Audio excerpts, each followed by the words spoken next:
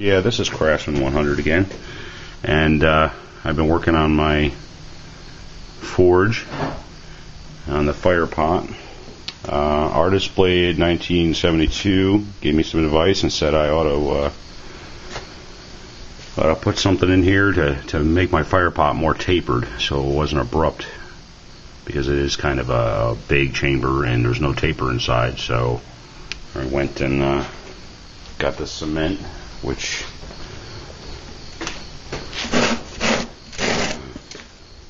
it's, I don't know if you can see this, high heat furnace cement.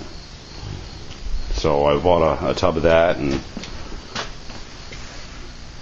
I put 2 different layers down to get this taper in here. So it looks pretty good. So I gotta let this harden up and fire harden it. I just thought I'd show that.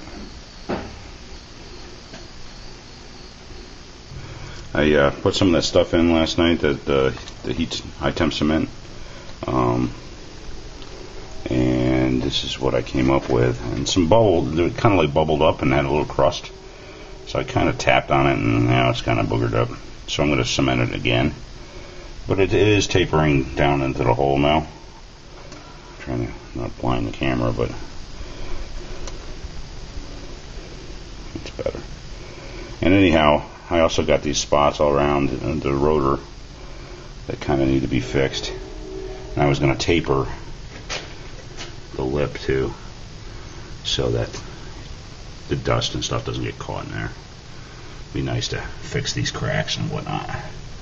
So that's what I'm going to do. I'm going to butter that up. I'll give you a look at it afterwards, and then I got to fire it to heat treat it, I guess.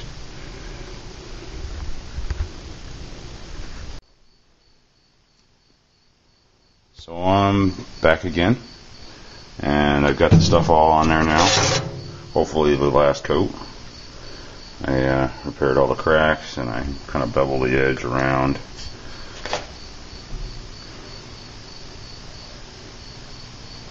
Hopefully this stuff will harden up better this time. But now I just got to, I guess, let it stiffen up some, and then I can heat treat the stuff, and I'll be back in business. And I guess that's it for now. I've got all the putty in there. I fired it. It seems like it's a nice taper in there now. I can still pull out my screen there, and I smoothed out the floor somewhat. It looks pretty good. The other thing I did today is I worked on my anvil, which, there's a lot of glare here, but basically I took another chunk of railroad track I was lucky enough to get and welded it upside down in front of this one. So now the bottom side faces up. Now I'm not sure if that side is as hard as the other, but it really seemed the same. So it gives me that nice flat surface to pound on. I still have the other one, still could beat on that. And I even welded up a little hardy hole.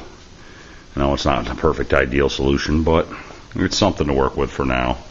I basically used 2 layers of tubing, slid them together, welded it all up.